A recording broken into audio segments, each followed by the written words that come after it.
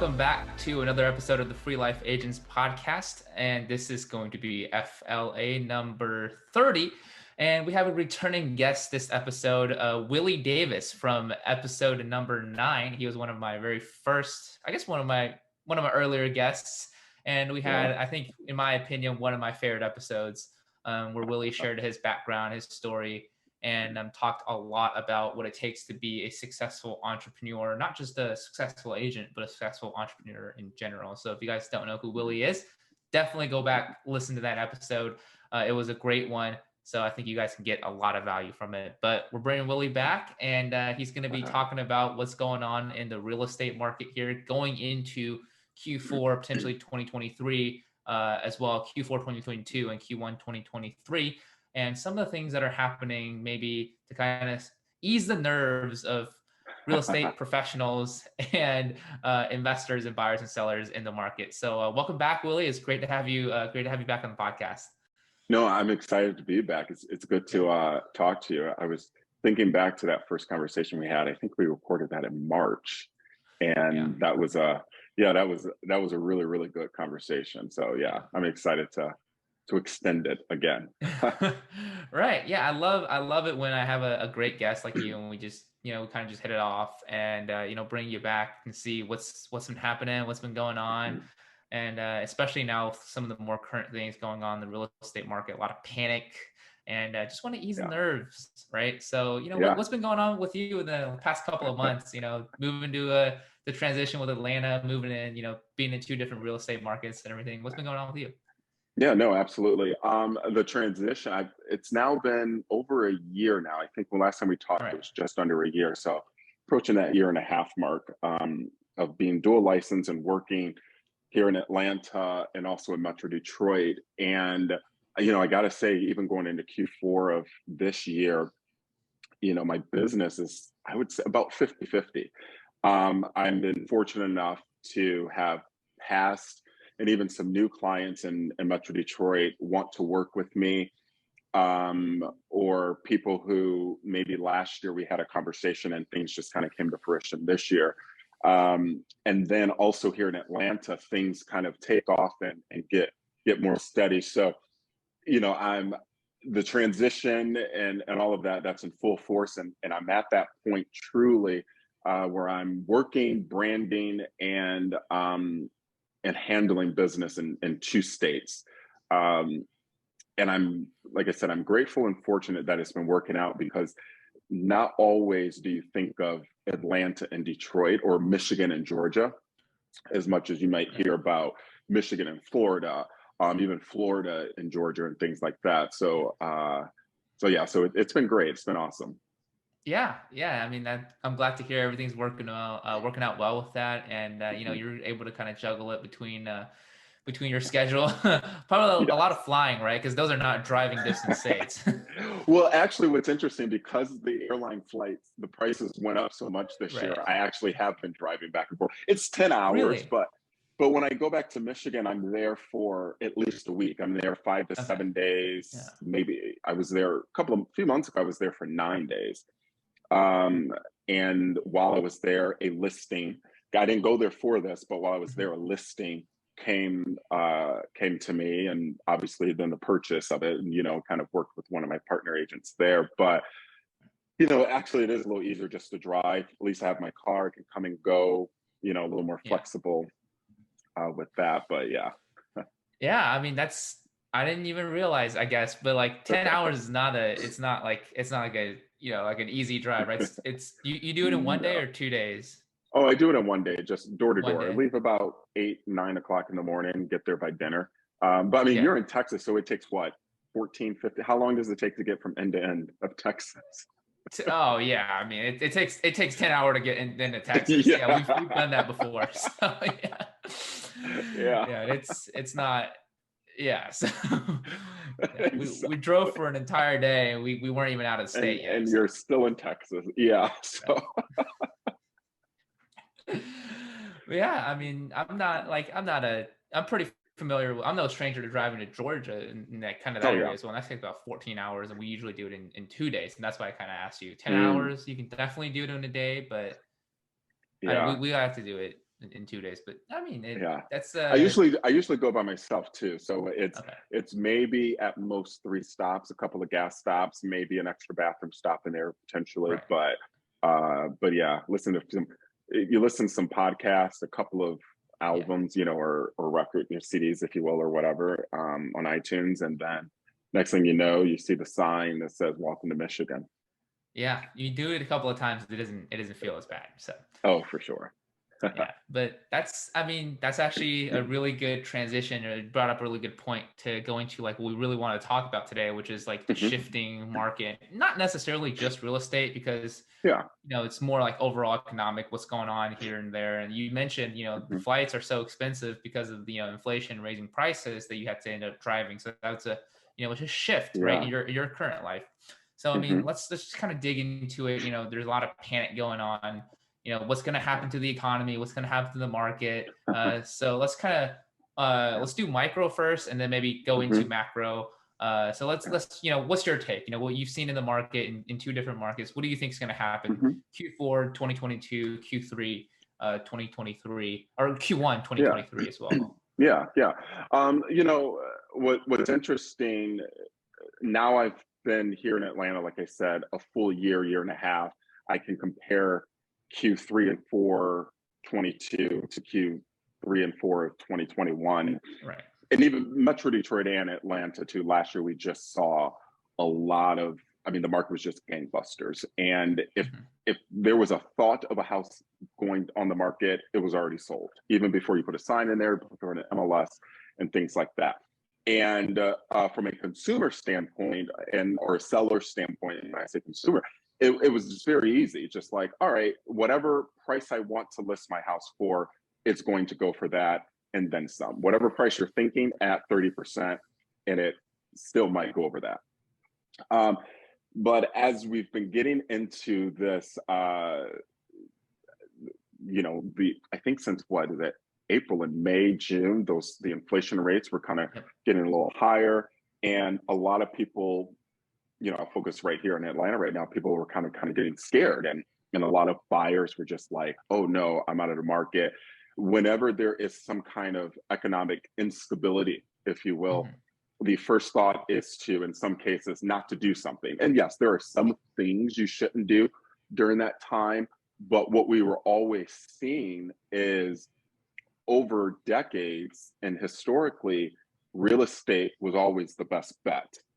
Right. So I just had a conversation just earlier today with a good friend of mine where, that shift we were seeing in May and June, and when the rates went in a matter of 6 weeks, went from 3%, 4% to 5%, up to 6%. And people are like, oh my God, rates are going to go up. And we were hearing conversations from economists that, oh, it could go up to 10% before this is all over and all of that. I'm seeing that it's starting, that increase has started to stabilize. And a lot of those buyers, or some of those buyers who at that time early on were like, I don't want to do anything. Some, not all, but some have kind of stopped waiting, just like, it is what it is. If you want to buy, you're going to buy. If you want to sell, you're going to sell. I even will still say to my sellers, a house I had listed in Michigan, Kalamazoo, Southwest Michigan, a couple of months ago, we had some good traction, about 9 or 10 showings, but we got one offer. But that one offer is what we needed. It was at asking. It was giving us what we were needing. It wasn't taking too much. My sellers were not giving up any additional monies or anything like that. And I say to my sellers, you only need one. And we're getting back to that point, or that period of time where you only need one.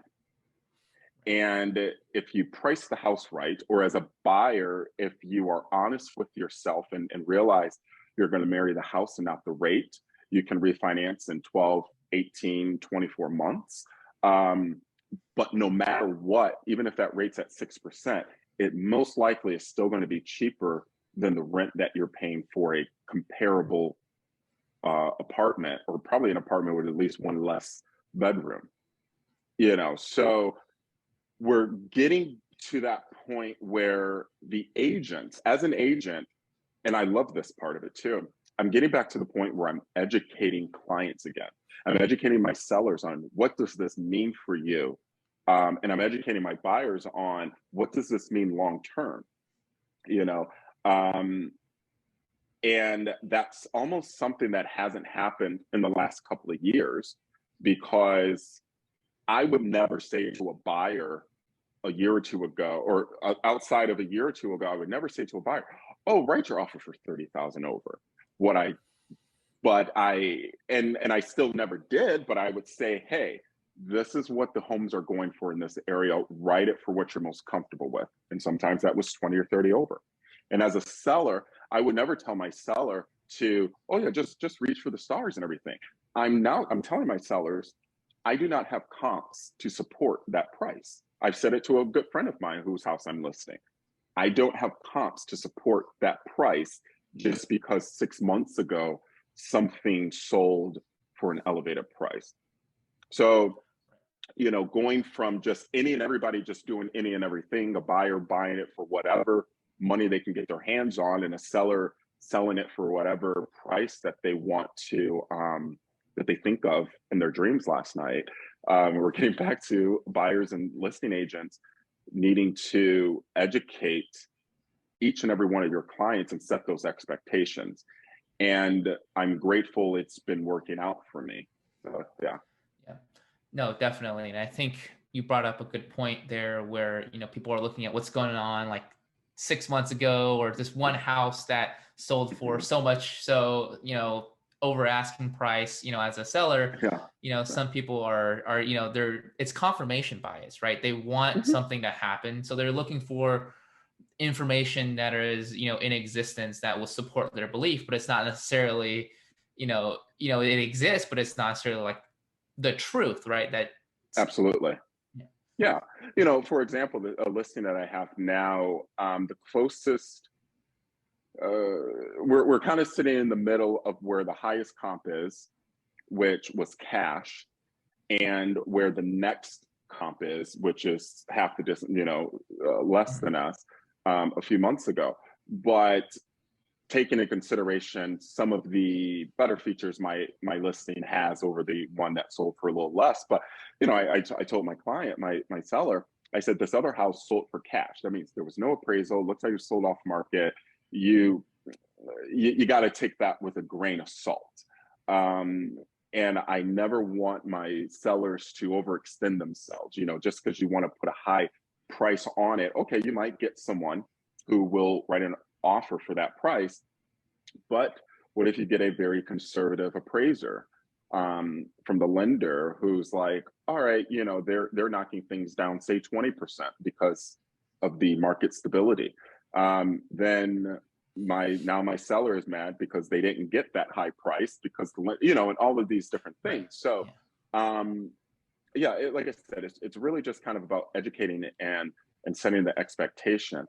This year, 2022, literally is a year where every single quarter is different than the previous. Q1 was, we were coming off of that high year last year, but also the rates started to come up. Q2, there was this shock and awe. Everyone's like, oh my God, it's a 5% interest rate, and then Q3, which is usually the summer and, summer, early fall, and you're kind of, in a way, used to it. But, now we're coming up on Q4, and it'll be interesting to see how the market or how people react to the market. Q3 historically, just because it's mostly summer, Q2 and 3, you got more listings on the market. No matter what the economy is doing, most people in summer, they're going to list their house. So as a seller, I tell my sellers who are on the fence in the spring, say, hey, you're going to start to have more competition. So, which is going to, in a way, dilute the price of your home. So maybe, think about doing something, but yeah. Yeah. I mean, again, like you said, there's a comparative kind of value versus, an absolute value as well. So like, what is your, like, I guess if you're talking to a consumer, it's like, what is your actual, what is your goals versus what are you trying to look around what other people are getting? Cause like, somebody might have sold a house that isn't worth $1 million for $1 million, but is that really do you need it? Do you need the extra $1 million? Is that your goal? Or do you need to just get this house listed on the market and move to your new job, right? And then you get the best value out of it. So it's, I think, again, like a lot of people, they're seeing what's going on around them and they're letting it affect their decision making, which can be problematic. So, yeah. Right. Yeah. No, it absolutely could be. And then, we saw a lot in the first half of the year of these, I'd say second half of last year to the first half of this year, a lot of those iBuy companies. So Zillow Homes and Open Door and all of the other ones who have had to make a shift, if you will, and readjust, their business model. And one of my good friends, he was selling his house last fall and he got some offers from them, but he realized, hey, it's better they're going to lowball me because they need to make a profit, So, I mean, he ended up selling himself on the market for about $75,000 higher than what his other offers were with an agent, So, a lot of those companies were really big. And I think even for some agents, I never felt like I was competing with that because I can educate my clients. I never feel like I'm competing with anything if I'm able to educate my clients on something. Right. Yeah, exactly. Yeah, that's good that you brought up iBuyers because this is something that I don't think a lot of I haven't heard too much of this, I guess, within the industry from both investors and agents, but I have heard a couple of people that I'm personally close with kind of talking about this. And maybe this is like a Texas specific, but I doubt it really is. And I want to get your take on it in your markets as well. It's just, I've been hearing a lot of just like the problem with iBuyers coming in, and this could be like a national iBuyer, like an Open Door or Zillow or OfferPad coming in and buying in properties, or like a local, kind of like a local real estate iBuying company. And they're just buying up entire subdivisions. They're literally buying up entire subdivisions of like new builds and pre-constructions and entire entire neighborhoods, and monopolizing the market. And that has been, I guess, a problem, or that's a problem that we're seeing, and why we encourage people to go invest in real estate, because it would rather have Willie own 5 properties than House House Incorporated own like 5 million properties, right? So no, absolutely. Yeah, I mean, you see it a couple of different ways. We were seeing it where large investment firms would, like you said, buy up a neighborhood or develop a single family home community with the intention of just renting them out. Right. And then you would see some of these national iBuy companies who would iBuyer companies who would intentionally overinflate the prices in neighborhoods or purchase homes at a higher price just to support and to provide a comp for when they sell a house that they are lowballing you on. So a house that they bought it from you for 180, but they're going to go and buy your neighbor's house and 3 doors down for 220, 230, just so they can paint walls and put down carpeting in your house to sell it for 235,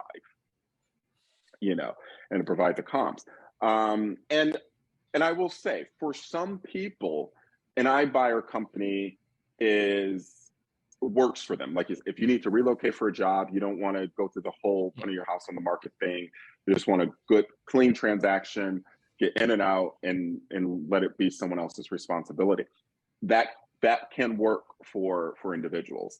But I would challenge and say, I have helped many people relocate. So I work for many people too. And making sure that you're getting, top dollar, for your home. So a lot of those companies, even when they are giving you their offer, they're still not really stepping foot into your home. It's you providing some additional photos for them, and it's all computer generated, if you will. So yeah, there's that's a whole episode right there, but yeah.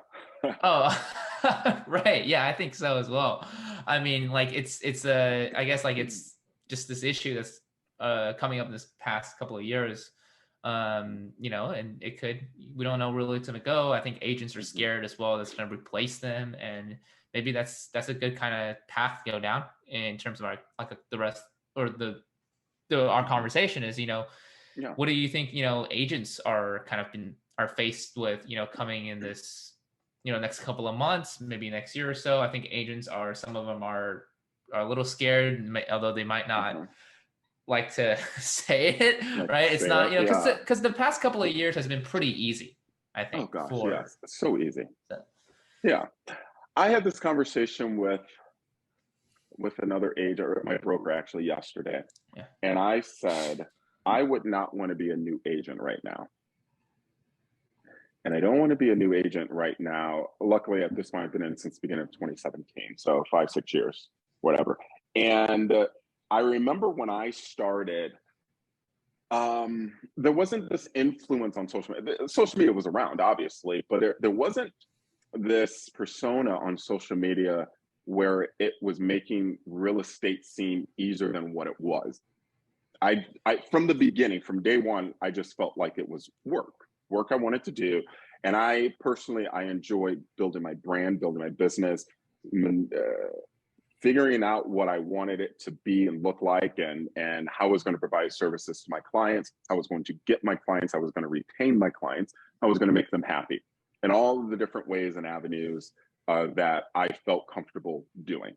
I did not do door knocking. It works for some people. I don't want to. I didn't really do cold calling. Works for some people. I don't want to. And I'm fine with that. And I know a percentage of business I might be missing out by not doing that. But even so, that approach is not authentic to me. So I don't want to do it. But not to knock anybody who's doing it. I'm glad there's people doing it so I don't have to. But now in these last couple of years, 2 or so years, real estate in 2020, after things kind of leveled off with COVID and real estate was opening back up by the fall of 2020, real estate just got so crazy and gangbusters. And then you coming into 2021, and this idea that literally you can just, like I said, put any price on a home and it sells. And I think for any agent, just about any agent with a pulse and that wanted to do good last year was probably their best year. 2020 and or 2021. If you had a pulse and you did something to push your business forward, it was probably your best year. And a lot of agents were pushing that, and it's like, oh my God, I did this amount per year this year, blah blah blah, and making it seem easy. And a lot of agents were getting into, let me get into real estate, because the bar to get in real estate is so low. Like I said, a pulse, 18, and passing a test, depending on which state you're in the country, is how easy or hard your test is. And some of them got into it, and to their surprise, the way to build your business or clientele and get clients and those conversations that you have to have were probably a little more detailed and harder than they thought. And now that we're experiencing this market shift and leveling off and all of that, I am so glad in more than one way that this is happening right now, because the market needed it. The market was just too lopsided. Also, like I said earlier, it's forcing agents to get back to educating your clients. And that's going to separate you. For a lot of those agents who got into real estate because they looked like they thought it was easy and just, oh, it's cute, and oh my God, my white BMW and my big bag and all of that stuff. Okay, now explain to your client what a 9% inflation rate means to them. Oh, well, I don't even know what it means, period, let alone, okay, explain to your seller what that means to them and the opportunities that they still have to sell their home. Explain to it what, for a buyer who might be a little scared because they're expecting or anticipating a market drop, explain to them really what that market drop means and what a leveling off means and what an adjustment. Explain to them, now we're getting to that point where agents have to be agents. They have to be real estate advisors. They have to be counsel. They have to have an understanding of the market before anybody even understands it. They have to, kind of be able to do that. And I think a lot of these agents over the last couple of years have had the luxury of not needing to do that out of the gate.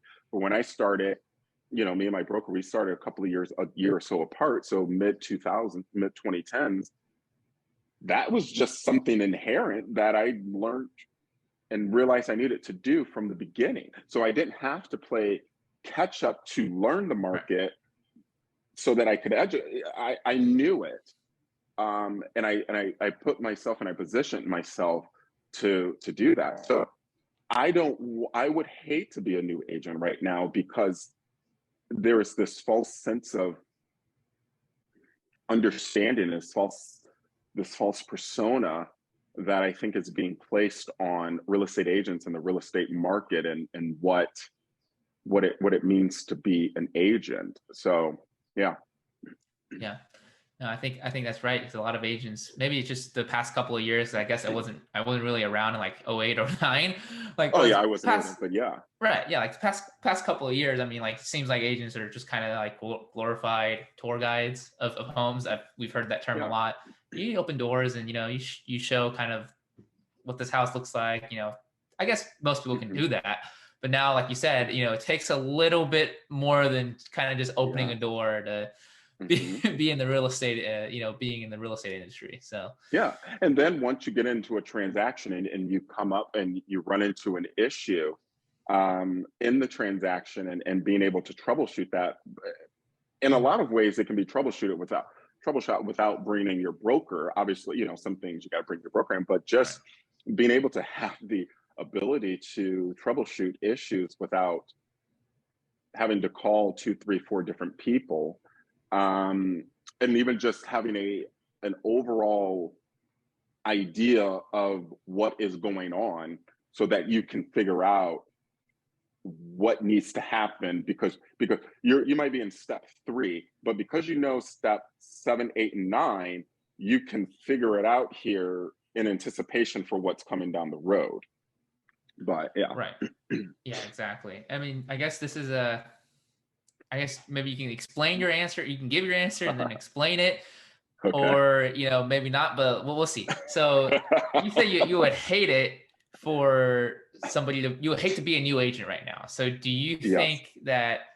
I guess this question can go either way. But do you think do you think people should be getting their real estate license? Do you think new agents should be exiting the industry looking for a different thing to do, or do you think they should just kind of like strap up and just do the thing you originally planned to go and do? Yeah. Yes to all of the above. Okay. Yeah. And I'll there are some agents who do have it, who have the wherewithal to know you gotta pull up by your bootstraps, you gotta get in there, you gotta make it happen, you gotta make it work, and they have that desire to, and that want to do that. No matter what their family makeup is, whether they're married or single, kids or no kids, whatever, they just know I want to do this, and I know the work required, and I'm going to do it. No one's going to stop me. There are some agents who probably have severely underestimated what it takes to be in this industry, and they're letting their pride get in the way and not allowing themselves to just not even take the L, but just say, you know what, a year and a half into it, this isn't for me. Maybe I've only done one transaction. I might not have done any transactions. This is, it is expensive to be a real estate agent. So to be a real estate agent for 6 months, a year and a half or so, and not have a sale, you're in the hole thousands and thousands of dollars for the simple fact of just having a real estate license, And then, and then there are some agents who can do this and they can work a 9 to 5. They know that if you mentally say, I'm going to be a part-time agent, and whatever that looks like, however you set up and structure your business, you can do that. And I think, for all of those categories, if you own it, that is the right answer for you. If you own it, the fact that I'm a part-time agent, I only want to help some family and friends. I, you know, maybe some showings on the weekend, you know, limited exposure, but, you know, enough. One transaction, even one transaction a month or every other month is still, you know, some good extra money of the year. And if some agents literally just get out of their own way and are honest with themselves and say, I don't think this is for me, and that's okay. That's okay. Everything is not for everybody. This is a little harder than I thought, and I don't have the bandwidth or the desire or the motivation to do what's needed to do this long term. So I'm going to bow out. I'm going to, you know, let my broker release me, and I'm going to just go get a regular job until maybe I'm able to provide some stability and get back into it, or just say, you know, real estate's not for me. Yeah. So, yeah. Yeah. Yes to all of the above. So yeah, I mean, Yes, I like that to answer. all of the above. Yeah, I like that answer because it's not like, I think people want to know like what they should do. You know what I mean? Like agents, they want to know like, oh, you know, this market's shifting, you know, should I go? I mean, I guess if you're having that thought, like if you're doubting whether or not you should even stay in the industry, they already 9 out of 10 times they already know the answer. Yeah, right. So like, probably just not for you. Yeah. So, but yeah, I mean, like it again, like you said, like I mean, like if you want to stay in the industry, it's. I mean, do you think? I guess I've heard opinions on this. Like, if the ones who actually weathered the storm, if you will, and go through the bad cycle, those are the ones that are going to retain the market share as well because of everybody else who's quit. So, do you think, you know, if you just kind of step up a little bit, do a little bit more, you know, provide more for your clients, go in and more from a service standpoint and an educational standpoint, is the reward going to be even more than they think?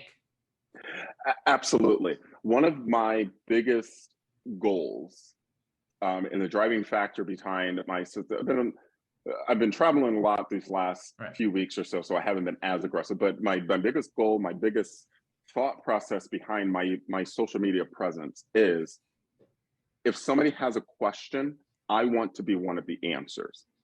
So if you have a question about real estate and whatever the question might be, whether it's, hey, inflation and interest rates, what does that mean? Or is selling my home, buying a home, is the sky blue, like whatever it is as it relates to real estate, I want to be one of the answers.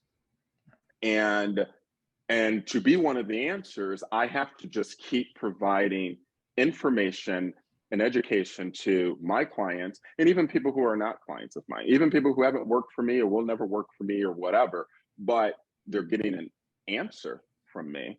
I have a lot of people that will ask me a question who have an agent, or they feel slighted by their agent. And I'm never going to be the one that's like, well, hey, drop your agent, come work for me. I'll answer your question. I'll provide that value. You can decide. You're the one paying your agent, not me. So yeah, that's very important. I think that's, you know, if you're giving out free value, which you are. I've seen the reels on Instagram and the posts as well. They're very educational for people with inside and outside the industry as well. So I think, you know, that's what you do, and that's what people should be thinking more of, how they can do that versus just kind of like locking in deals, like you said, you know, not knocking the cold calling, door knocking people. But if you're able to offer some type of value, I think that's the long-term plan. And it's just not like, this is not just like a real estate specific thing. This is everything. Like if you everything. Yeah, I mean, just it's a value. Like business is built on value. It's not necessarily built on like just trying to make one sale and how you can get to that one sale or that two sales or however many sales you're trying to get to, essentially. So no, absolutely. And I think sometimes too, for agents or newer agents, whatnot, and I've had this conversation many times with some newer agents in my office, where they would say, oh, I just need to get that, you know, you have your weekly meeting. Oh, I need to have that first sale. I'm just waiting on the first sale. What's your goal this week? Go on that first client.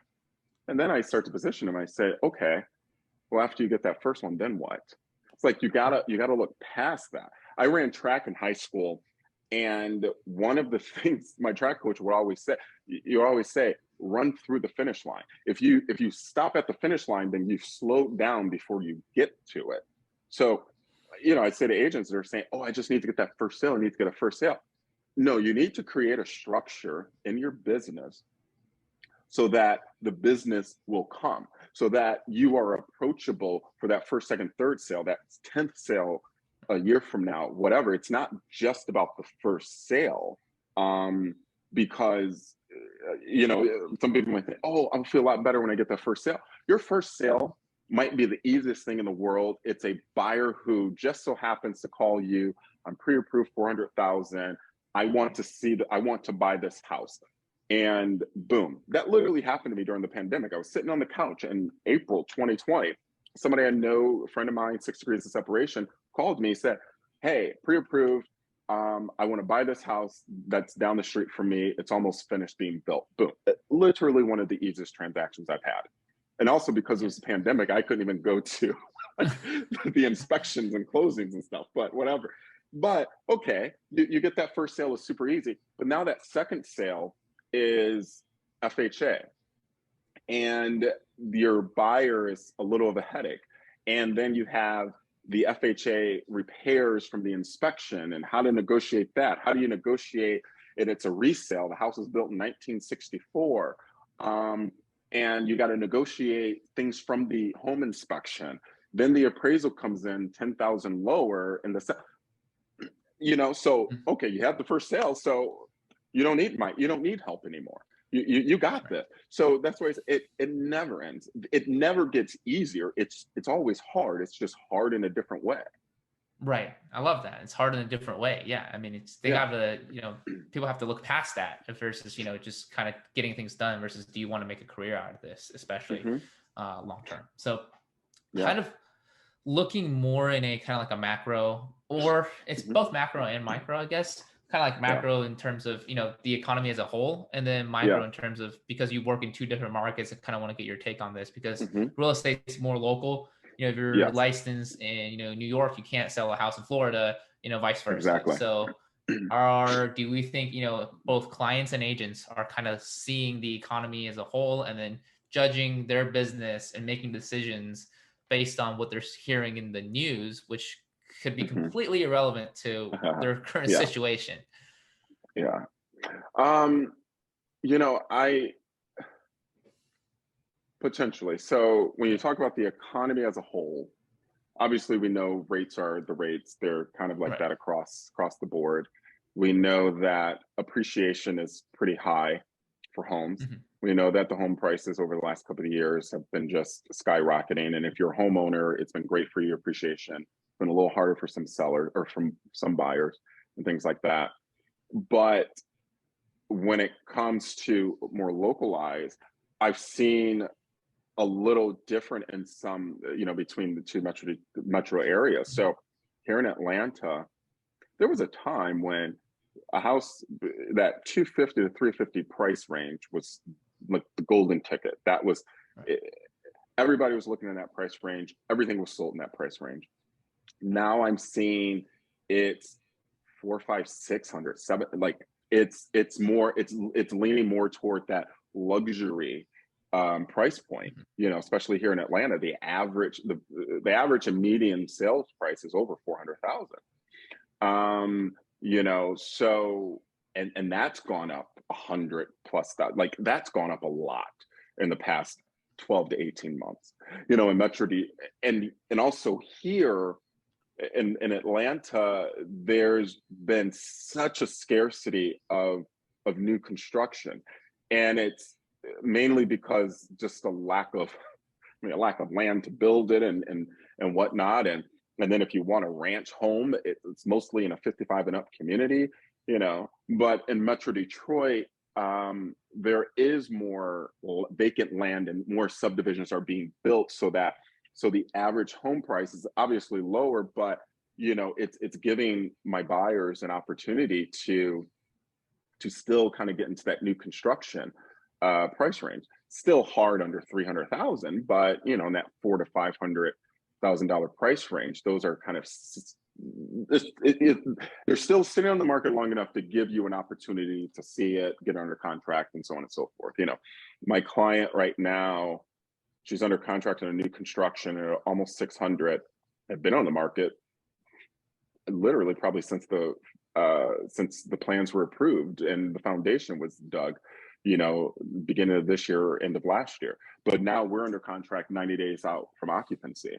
Here in Atlanta, what I'm seeing is the builders phasing things out as they get closer to being completed. Because I mean, if a 4-bedroom, 2.5-bath house, was to be built, I mean, a lot of times it's gone. So it is I'm seeing something, especially for the new construction, and for new construction homes, seeing some differences between the two markets. Like I said, here in Atlanta, not a whole lot of opportunity unless you go 30, 45 minutes out. In a Metro Detroit, there is a little more opportunity. So yeah.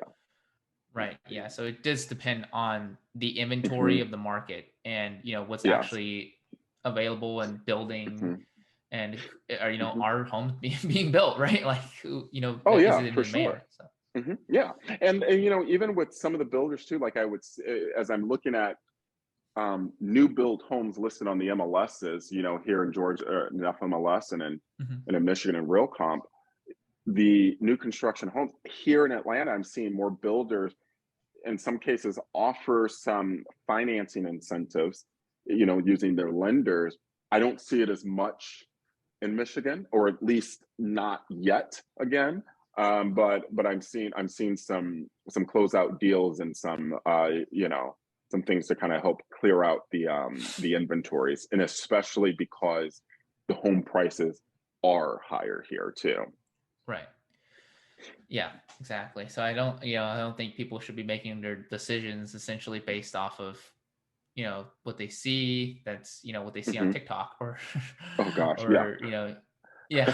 So it's much more local. And if you're a consumer listening to this, or like if you're a buyer and a seller or an investor, I guess as well, talk to an agent, right? If you're in Atlanta or Metro Detroit, talk to Willie, because he obviously knows what he's talking about. So, and if you're an agent, again, I think same thing. Like, don't let,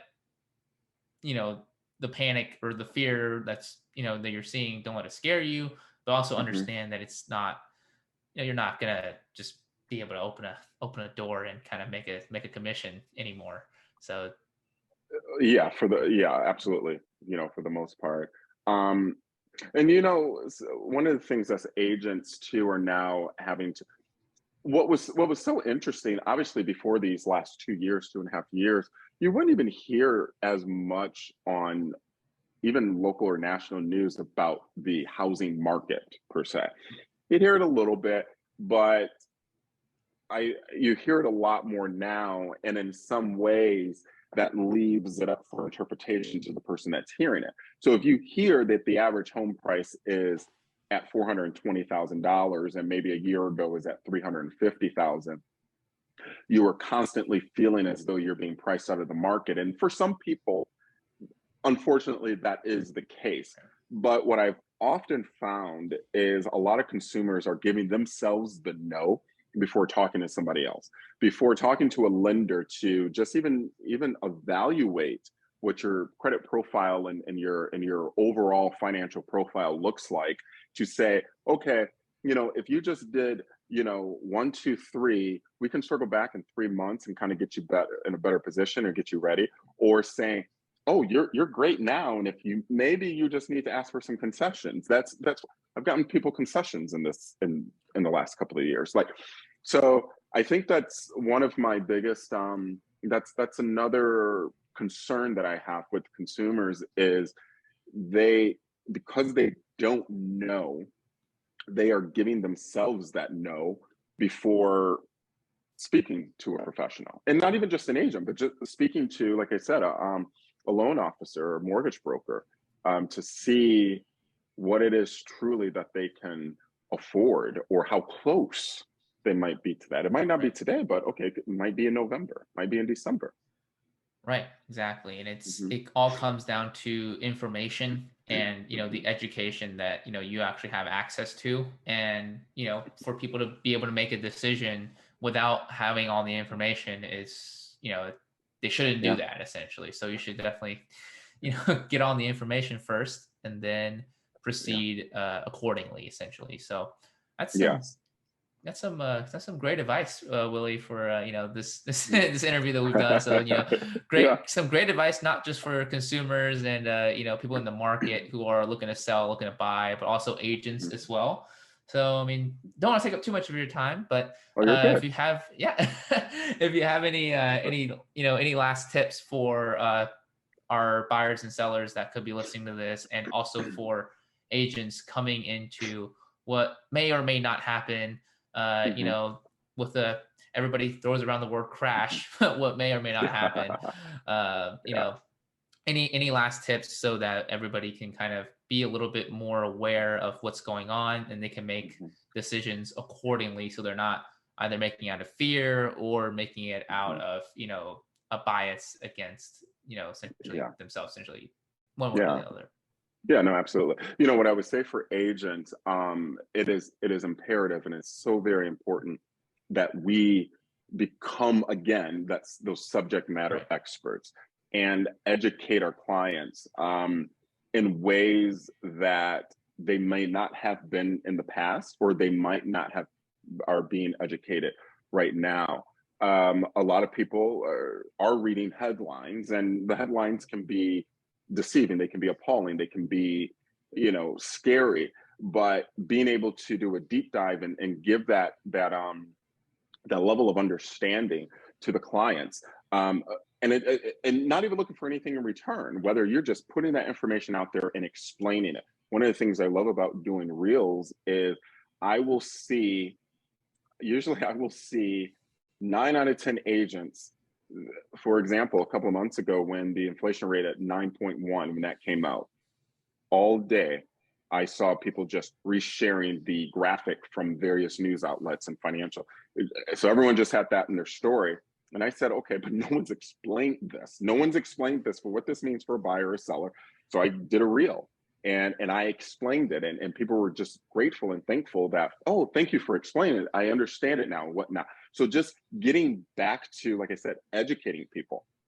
And for consumers, buyer or a seller, don't give yourself that no before talking to a professional agent, a loan officer, mortgage broker, your financial advisor, whoever and whatever that may be. Um, you know, for sellers, you only need one. You only need one offer. You only need one buyer, and that buyer is most likely out there. And for a buyer, you only need one house, and that house is most likely out there. So yeah. Right. Yeah, people are they're thinking too much. Right? I love that. You only need one offer and you only need one house. You can't take two offers, right? Like, I mean, Yeah, you can't. And yeah, and the funny thing, everyone thinks, every seller thinks they want 10 or 20 offers. I remember last spring, I was listening to House of Michigan. I was here visiting Atlanta, and I remember I was at my hotel, and we got like 15 offers, and I was in bed with my fiance, and she was helping me. She was reading the offers to me as I'm putting them in a spreadsheet. And even as I condensed it a little lower and got rid of some of the other ones that I knew just weren't going to work, it still was a tough decision for my seller. And and even my sellers initially picked the offer that gave them some issues, and we had to go back to a backup offer and all of that. But yeah, everyone thinks they want that many offers until you have to make a decision on that many offers, and realizing it's not an easier decision. So yeah. yeah, definitely. It's like that same story of like the person who builds a 5-bedroom house, but they only use one of them. So, you Exactly. gotta, and it takes more time, right? Deciding which bedroom to use every night. It does. So it's actually a lot easier, like you said, just to find, as a buyer, to find your, your dream home. Oh, this is it. And, this Mm-hmm. is the one that we're going to go with. And as a seller, this is the offer, and it meets all the criteria as well. So, Mm-hmm. people would just, kind of, I was just talking about this yesterday. It's much easier to just make things a lot simpler and kind of, make things a lot easier than it, because people make things harder than it has to be. and they think that it's, you know, complicated is better, but in the reality, it's actually a lot better to just make things simpler, easier. Yeah, just make it simpler and easier. Yeah, you eliminate all the unnecessary fluff that's kind of around you. It's only distracting you. So. Oh, for sure. And, you know, even in that too, you know, we're kind of even going back to with the agent, I know even sellers too, is I've noticed in the last couple of months myself, I've always been a pretty transparent listing agent. So if I'm listing a home, kind of letting you know where I'm sitting with offers, you know, even if I don't call for highest and best, say, oh, we got one offer in, but oh, it might be contingent. Oh, we got this, you know, and giving everybody, a buyers, an opportunity and their agents opportunity to show the home, to write their offer and do different things. You know, even a couple of weeks, about a week and a half ago, for a buyer, I called an agent and say, it's been on the market for a few days. Hey, is this house still in the market? Is it under contract? We just talked about what our sellers needed. And I said, okay, my buyer's going to write this offer and everything. Just us having that communication, I was able to get the offer accepted, a verbal acceptance, if you will, before even writing it, you know, so we got it written, binding that night and everything. And just having that communication, and everyone's trying to keep their cards so close to their chest, and the agents don't want to say anything because they want everybody to just claw over the homes and write these ridiculous offers, when it's just like, let us know what your client needs, let us know what you're looking for as a buyer's agent. Let that agent know what is the situation with your buyer, what's the situation with the financing. I always bring a loan officer into the loop when I submit an offer and add them as a CC to the email, so that agent can know this is a very attentive agent or loan officer. If you got any questions, just reply to the email. They'll answer it, you know, they'll communicate. So so getting back to, like I said, back to the point of educating people, and then bringing communication back into the transaction. So far this summer, I will say, even listings I've had multiple offers on, as a buyer or seller, every contract I got accepted and closed was negotiated. You know, it wasn't just hey, here's the kitchen sink and their firstborn. It was, okay, this is what we're looking for. Starting a dialogue and say, okay, what can we do? How can we make this a little better? This is what we're looking for. Okay, we can cut that out. We can do this. We can maneuver that. Oh, this is going to work great for my seller. Are you able to do this? Can you just bring a few more? And, you know, all of it's negotiated. And in that negotiation, or in those communications, it's building that relationship with the other agent, who is then being able to give their client a good experience. And then I'm able to give my client, and it's you know, it's called real estate. Right. Yeah, it's just, I love it. You know, bringing communication back, right? It should have never left. You know, communication should have never left. You know, it's the key. And have you read or heard of the book Never Split the Difference by I've heard of it. I feel like maybe at one point I did listen to it. Right. I feel like I started the audiobook during the pandemic in like 2020, when I used to take my walks and stuff. But I don't recall much of it, but the sentiment of it is, I think it's just kind of getting back to those communications and stuff. Yeah, exactly. We talked about, so Chris Voss, he's a former FBI negotiator for like hostage situations, and he says like the most successful negotiators are the ones that are trying to solve the problem for the person on the other side, even when they're like, they have, you know, your family member, you know, tied up. You're trying to solve the problem for them, because, you know, that's how you get to an agreement. You're not trying to trump somebody, you know, play that trump card or whatever, going over and embarrass the other party, and, you know, take the best offer on the deal and, you know, completely screw them over. You're trying to work out a situation where everybody is okay with it, and that makes everybody's life easier. And you know, this should be the way that we approach everything, not just a transaction or a client or whatever. It should be the way I think everybody should be approaching their life, is just making it easier for everybody, because, you know, you're only making it harder on yourself at that point.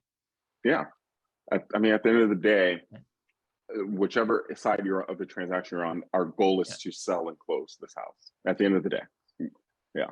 Right. Everybody has a more common goal than we think. So Yeah, that is true.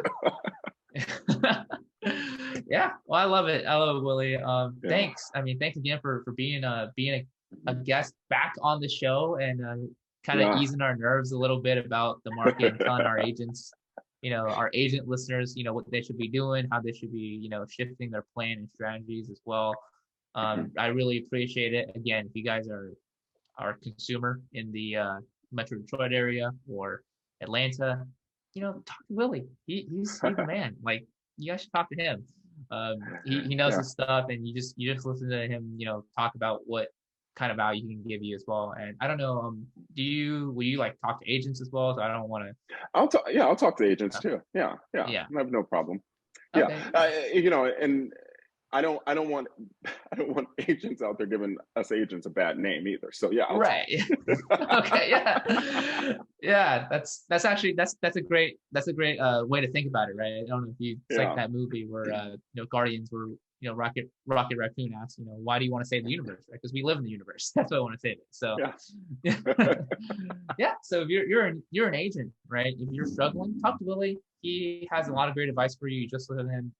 For this past hour, if you guys think that, you are wanting to stay in the industry if you're a little bit newer, or if you want to get into the industry as well, I think Willie can give you guys a good perspective of a real perspective of what you need to do versus, just seeing all the glamour and the glory on social media as well. So definitely reach out, and let's remind everybody, how they can reach out to you, Willie, if they, don't remember from the first episode.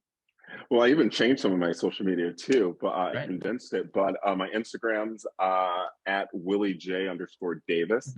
My Facebook, facebook.com/The Atlanta Agent, I believe is. But you can find me on LinkedIn as well.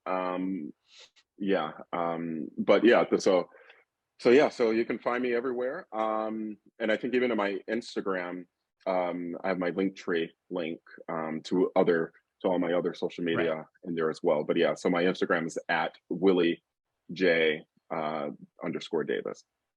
Yeah, guys, reach out to Willie on social media. He will, happily, give you some advice, whether you're an agent or a buyer or seller as well. So Willie, dude, thanks again for doing this for us and being a guest. Thank you. We love having you. I think you're one of our best guests, and that's why you get to come on again. So I appreciate it. I have a great time. I enjoy talking to you.